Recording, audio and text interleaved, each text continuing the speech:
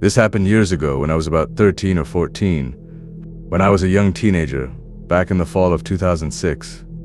Me, my family, and my neighbors started having bizarre encounters with an old man in a dark red minivan. Back then, I used to live on a hill above an old non-operational fishing village. It was about a 40-minute drive outside of the city along a highway. The highway to the village was a dead end.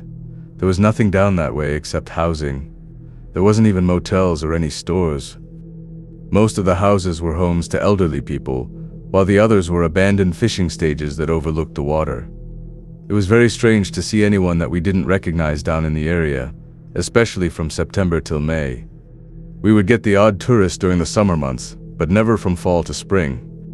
When I was in middle school, every day after I got home off the bus, I would walk up to the mailbox.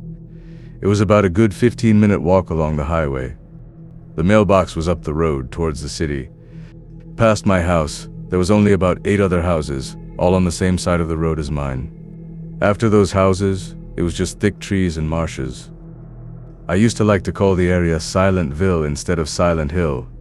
We were right on the very edge of the East Coast, right by the ocean. It was a fog bank all year round. It was rare we would get sunny days. Even when it was sunny in the city, it was still foggy down there. Sometimes the fog was so thick, you barely see a few feet ahead of you.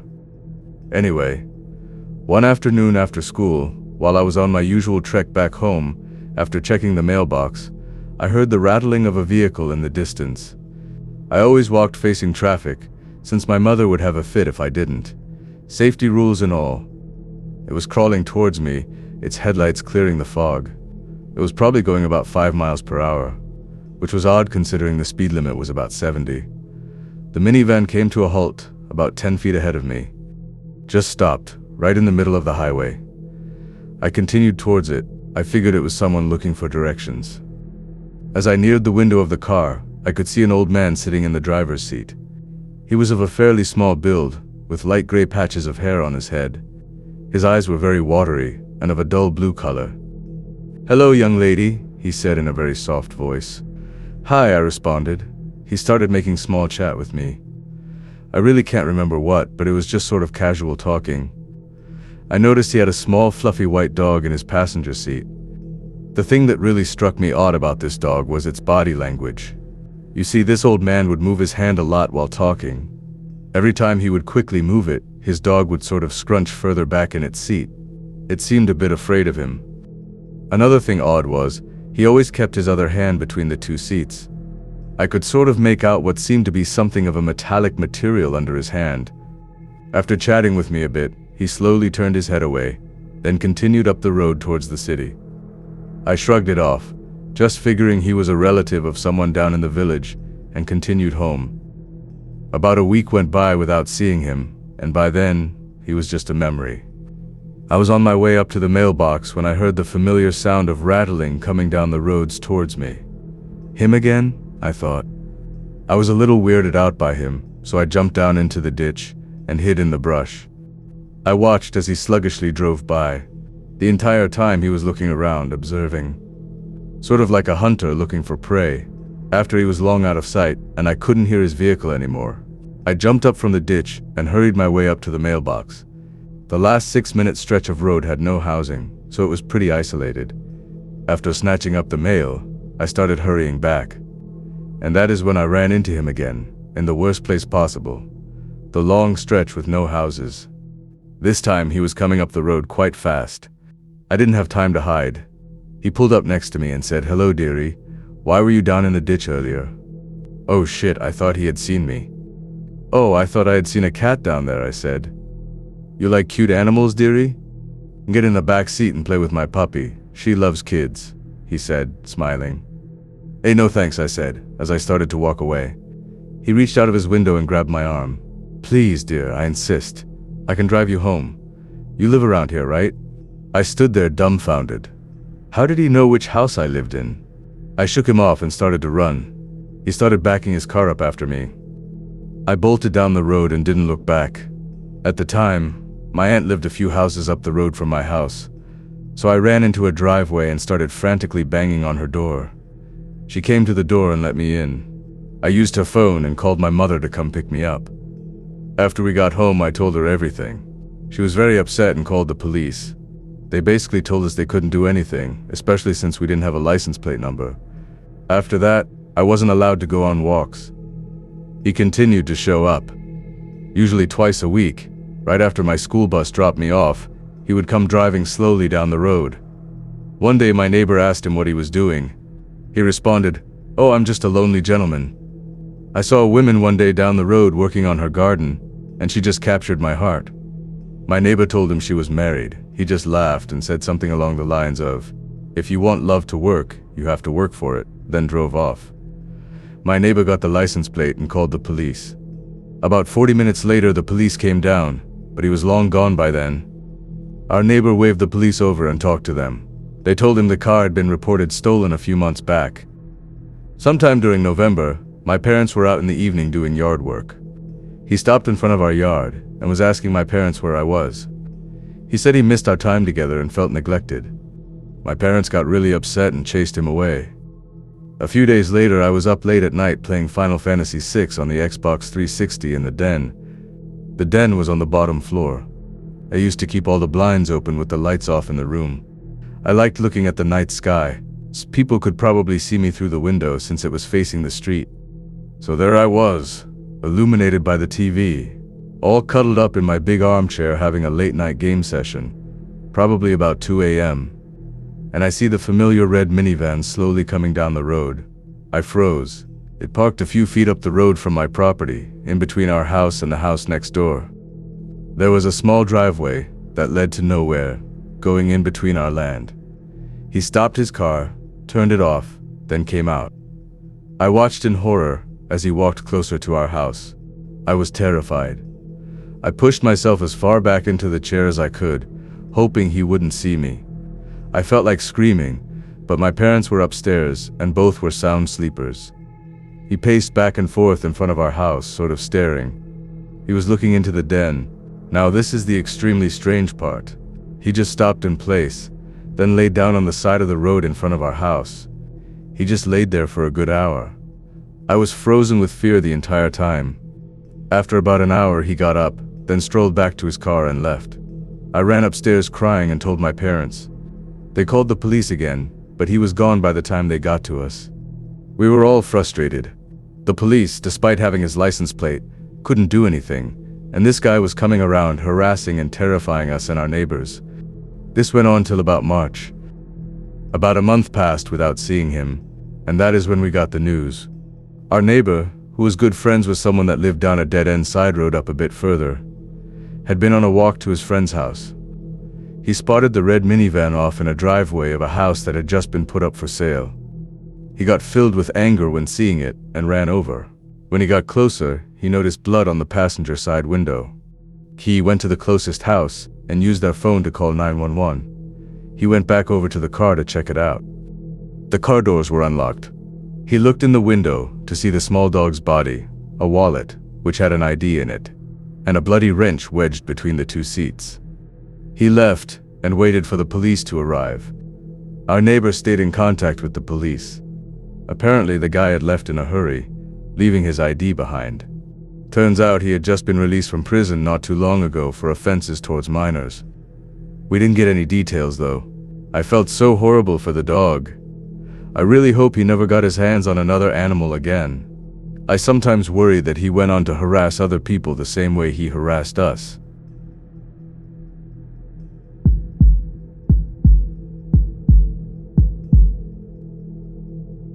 This happened years ago, but still affects me to this day. The summer after I graduated high school, I was still living at home. I was up late once night and was packing for a camping trip with my friends. It was unbelievably hot, and I had the window open as I sat and folded clothes. It was around 2 in the morning, and the next thing I knew, there was a hand coming through the gap in the screen of my window. I screamed, and the hand flew back out. I was stunned, but there was a part of me that wondered if it was my younger brother pranking me. I got up and looked out the window and just saw the figure of a man staring back at me. I ran into my brother's room and he was there playing video games. We called the police, who came and searched the area. They found nothing, warned me and my parents to lock the windows and doors, and left. We were all still shaken up, and my mom had a feeling that he would come back. It turns out my mother's intuition was right. She went outside and waited on our back porch. After 20 minutes or so, she saw a man dressed in black slink into our backyard along the tree line. There wasn't a fence on that side, unfortunately. He hid behind a tree for a few seconds and ran to another tree and hid there, slowly working his way towards my window. My mother yelled something to him and he took off running. So the police came back out and again found no trace of him. I never opened that window again, not even the curtains. My parents installed some motion detecting lights, and that seemed to be the end of that. About 6 months later, my friend and I got an apartment downtown together. We were really excited as this was our first place on our own. The apartment wasn't exactly the best quality, but it was so fun to be living in the city. The downside was that it was street parking only. After a few weeks, my car was broken into. Nothing was taken, but a single rose sat on the passenger's seat. It was creepy, but I vowed to be vigilant and safe. I always tried to park close to the entrance, near the lights. But often it was difficult to get those spots, and I would often have to park farther away, on darker streets. Things quickly began escalating at this point. My car was broken into at least once a week. Most of the time a flower was left, which I always threw on the ground. But once a pair of men's underwear was left. And even more creepily, once a bag of Tootsie Rolls, as they were my favorite candy. This made me wonder if the person knew me personally, and I stared to become suspicious of everyone. There was a laundry in the basement of the apartment, and one day I went down to get a load that finished drying. As I started to fold, I realized all of my undergarments, brass, and panties were gone. Another week I had a male friend over from school, and his tires got slashed during the visit. By the time the first letter arrived, I had already started making plans to move elsewhere. The letter described a love for me that had been going on for years. He noted things that proved he had been watching me closely. I was able to arrange for another friend to take over my lease, and I moved in with another friend on the other side of the city. It was a secured building and had an underground parking garage that was only accessible to tenants. I felt much more secure, and the extra money spent was well worth the peace of mind. Things were quiet for a few months, and then my roommate got a boyfriend. Most of us didn't trust Ashley's new boyfriend from the start. For one, they met on MySpace after he randomly reached out to her. Another reason was that the new boyfriend, Matt, was extremely good looking. And while Ashley was a wonderful person, she just wasn't the type you would typically expect someone like him to date. Ashley was thrilled. She had never had a boyfriend, and really felt like he was her Prince Charming. I thought he was weird and creepy from the beginning. Matt was on the quiet side and always seemed to be sporting an uncomfortable, leering smile. It was difficult to carry on any sort of a conversation with him because he would always make it weird with some random facts that were completely unrelated to what we were talking about. I had deleted my account on MySpace when the initial stalking began, but I created a dummy account to learn more about Matt. It didn't look like he really knew any of his friends in real life. There were only pictures of himself, and the rest of the information was vague. My friends and I gently tried to discourage her from seeing Matt. He technically hadn't done anything wrong, but he was just so strange. She would immediately get defensive and would shut the conversation down. Matt started to spend more time at the apartment, and I found myself finding any excuse I could to avoid coming home. One day I came home from work and found Matt on my couch, alone, drinking a beer. Ashley had been called into work, and she told him he could just hang out. I was furious because I didn't want to spend any time with him, so I grabbed a beer and a snack and headed off to my room and shut the door. About 30 minutes or so, he knocked on my door and suggested we watch some TV and get to know each other better because we both loved Ashley. I didn't want to, but decided that maybe I needed to give it a try. He put on a movie and I tried to just focus on the movie because I didn't want to talk. At one point I glanced over to Matt and he was staring at me with a smile on his face. I snapped a "What?" at him and he just continued smiling and said, "I just can't believe it." "Believe what?" I asked. He said nothing and went back to watching the movie, still smiling. I had no idea what he was talking about, but the interaction had every hair standing up on my body. I excused myself and locked the door to my room. Another month or so went on and I had managed to avoid being home for much anything beyond sleep and showering. Matt practically lived there and had even brought a bunch of his things into Ashley's room. I really didn't want to move again, but was beginning to look for other options. On their 6-month anniversary, I saw a huge bouquet of flowers on the table and an already opened card propped up next to it. I rolled my eyes and was about to leave when I decided to see what the weirdo wrote to her. When I opened the card, my heart started beating through my chest. Without even reading the words he wrote, I was shaking. The handwriting was exactly the same as the one my stalker had sent. I had kept them as evidence and dug them out of my desk for comparison. The handwriting was unique and identical. Matt was the stalker. I called the police first. As they were on the way, I called Ashley and asked her to come over. She was at work, but said she would be there when she could. I was terrified to tell her because I knew she would be shattered. The police took a statement from me and actually went to Ashley's work to get more information from her, and they ended up breaking the news. Apparently, Ashley called Matt and left a furious message, even though the cops told her not to say anything, and he completely disappeared after that. There was no Matt or anyone matching his resemblance at the place he said he worked. Ashley had never been to his apartment because he said he had been staying with friends while trying to save money for a trip to Europe. His family lived out of state, and she had never met a friend of his because he said they had a falling out because he was choosing to spend so much time with Ashley. It was all lies, and in the end, she was dating a stranger. We don't even know if Matt was his real name. The cherry at the top of this whole thing was when we went through Matt's things. He had left everything when he disappeared, and Ashley and I decided to go through everything. There was a duffel bag that was full of gym clothes, but in one of the compartments, there were about 10 pictures of me. All were taken from far away, with the exception of one of me sleeping. The sheets were current, so I know it had to have been at the current apartment before I started locking my bedroom door. A few of the pictures were dated from before the incident at my parents' house, which made us think that was him as well. 2 pairs of my missing underwear were there, and I shudder to think of what he did with the rest. A Starbucks lid with my red lipstick marks. A necklace I hadn't even noticed missing. A few other random sick souvenirs. The police never tracked him down. I decided to accept an opportunity overseas that I had been considering and got the hell out of there. Unfortunately, Ashley and I quickly drifted apart. She had a really hard time accepting that her first love was a complete psycho. I think I had some underlying anger for believing all of his lies and letting him into our lives. I don't know what his endgame was. Would he have tried to hurt me? Or was he simply content with being in my world? I'll never know.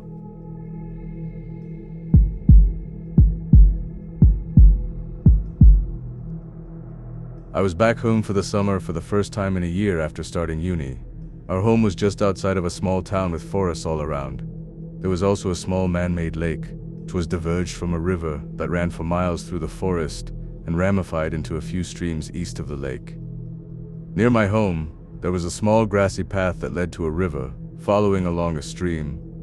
It was a long walk, but I used to go there often when I was a child. I knew the forest well, including the shortcuts through the thick trees that would take me back to the stream. The walk I used to take would eventually lead me off the main path. The path slowly turned northwest, moving away from the stream, and after a few miles, it made a sharp turn west. By that point, the stream was hidden deep within the forest. I would keep walking north and follow the stream through the forest until it reached the river. From there, I would follow the river west until it led to a lake. It was easy to get lost in that forest because the ground didn't just slope down toward the water, it went up and down in uneven terrain. And you could end up completely surrounded by trees. I had spent many days wandering there, either alone or with my dad, over the course of about 18 years, and I never once saw anyone else in the forest. I went there twice that summer, both times alone. The first time I left in the morning, I walked along the path away from the stream to the sharp bend, then cut back into the forest. I reached the stream after an hour or so. As I was running my hands in the water, I heard a bell from far away, coming from the north. Something was making a bell ring fervently and periodically, which I found strange. I listened well, wondered if it was a lost hunting dog, and started moving towards the sound. I realized it couldn't have been an animal. I could tell the bell was too heavy, because of how clear the sound was, to be on a collar. I kept moving, and the bell was moving away from me. It stopped completely after 5 minutes. The stream wasn't large or strong enough to carry something like a bell, even if it had been placed inside a tin or something similar. The river was still too far away for that to make sense. I thought through every possible explanation, but nothing really accounted for the sound, except for one obvious possibility that I didn't feel comfortable considering. Deep down, I knew it had to be a person. I stopped thinking about it and kept walking normally. Until I found a badger, a bloomin' dead one, carefully decapitated. It had obviously been done with a knife. It was fairly fresh. The body was still limp, and there wasn't too much smell coming from it. The wound was full of maggots, but I knew that happened soon after exposure. The sound of the bell had been moving along the stream, and I had been following the same route, so whatever it was came from that direction as well. I started thinking that maybe a badger had been caught there, possibly even killed, or at least decapitated while I was walking that way. I can't really say for sure though. Nothing else happened that day. 1 week later I went back for the second time that summer, and the last time ever. I left home around 6 p.m. I reached the stream, then walked onto the river in about an hour. After that, I decided to head back the way I came because it was getting late and the rain was getting heavy. The sun would set around 9 p.m. I was walking as fast as I could. The sound of the rain hitting the trees was loud and almost surreal. I was trotting with my head down for a while through the clearest, most open part of the forest when I bumped into something heavy. A sickly smell hit me immediately. It was the decomposing body of a badger, with its head tied to its front paws. That area looked a bit like a ham because of the way it had been bound. It was just hanging from a tree, swinging slightly, like an almost literal load of bollocks. It was a putrid bag of stench wet and dripping with green liquid. I started gagging straight away. I also had some kind of mucus-textured fluid in my hair. It was repulsive. At first, I just stared at it, slightly gobsmacked. Then I started fidgeting violently because I felt like I was drenched in its fluids. I was already soaked from the rain, so my senses felt confused and overwhelmed. It felt like a bucket of ice-cold water had been thrown over me when I realized I had walked the same route to get to the river. That meant someone could have strung the body up after I had already passed it on the way there. The thought hit me that someone might have known I would see it. So was someone watching me, moving around the forest as I went? Were the faint sounds of branches breaking that I'd heard actually not animals at all? I looked around, then started jogging. I was half running, half walking away from the stream back towards the path for a while when I heard the bell again. I proceeded to call my dad while still running. I told him to meet me on the path where it sharply turns west, since that was the closest point to me. I asked him to get there as fast as he could because I thought someone was in the forest. I can't really explain the feeling I had. It was like my stomach dropped completely, like something had been ripped out of me. I could feel the hairs on the back of my neck stand up, even though I was already soaked from the rain. It was dark. I jogged as fast as I could. I was panicking because the path was still a bit far away, just too far to feel safe. It was still raining, and every sound was muffled. I felt like everything around me was further away than usual. The bell rang for much longer than before, on and off, and at one point it felt like it was surrounding me. The fear, combined with my compromised hearing and the fact that I couldn't properly breathe, was starting to throw off my sense of direction. I was automatically heading southwest, but I wasn't really sure what I was even doing anymore. I was breathing like a goddamn horse, coughing my lungs up, kind of crying out loud, like a toddler does, tripping over leaves and twigs like an idiot. I stayed on the phone with my mum, who was on her way with my dad. I kept hearing sounds, but I wasn't sure what they were. My mum was screaming on the phone at the same time, saying they were on the path, that I needed to run, and that my dad had gotten out and was heading east from the path bend. I was terrified, so I went into survival mode. I was doing that half running, half speed walking again because I was out of breath. Then I heard branches breaking, clear footsteps for the first time coming from deeper in the forest, along with the bell ringing louder. I didn't want to, but I looked over my shoulder. That's when I saw what was in the forest with me, a tall figure moving toward me at the far end of the clearing. He was slowly ringing a bell in front of his stomach. I could tell he was staring straight at me. I don't know if I had some hidden sprinting ability or some kind of adrenaline-fueled burst of strength, but I ran for my life. I didn't look back once, and I screamed as much as I could while running. I shouted things like, "I'm on the phone with the police. They're on the path. And Dad, I can see you. I'm here." I wanted to yell, "Dad, please, where are you?" But I kept that to myself. I felt like something awful was going to happen, like the man was right behind me. I kept telling myself not to look back. I was gasping and wheezing, crying hard and screaming for my dad. I could feel shivers running down my neck, and then something just switched off in me. I kept running on instinct. I even dropped my bag and only realized I didn't have it anymore when I was already in the car. At that point, my phone felt like my only way home. Things no longer felt real. It was like my legs were moving by themselves. I didn't know if the man was still following me. I could only hear my heart beating in my ears and the bell. I finally heard my dad shout my name, and I knew he was coming toward me and could see me from the tone of his voice. I pretty much lunged at him when we reached each other. My dad had heard the bell too, and my mom could hear it over the phone as well. She was already waiting in the car, ready to leave quickly. My dad grabbed me and pulled me behind him, telling me to keep moving. He shouted once into the trees, but there was no response. Then the bell stopped. We didn't wait around. He walked me quickly back to the path, and from there to the car where my mom was waiting. I got in, shut the door, and just sat there trying to catch my breath, while my dad got in and drove us home. We didn't see anyone come out of the forest. Later that night, my dad reported it. Someone came out the next day to have a look, but they didn't find much, just the remains of the badger still hanging there. No sign of who put it there, and no clear explanation for the bell. After that, I stopped going into those woods. Nothing like that has happened to me since, but I still think about it sometimes, mostly because I never found out who that person was or what they were doing out there.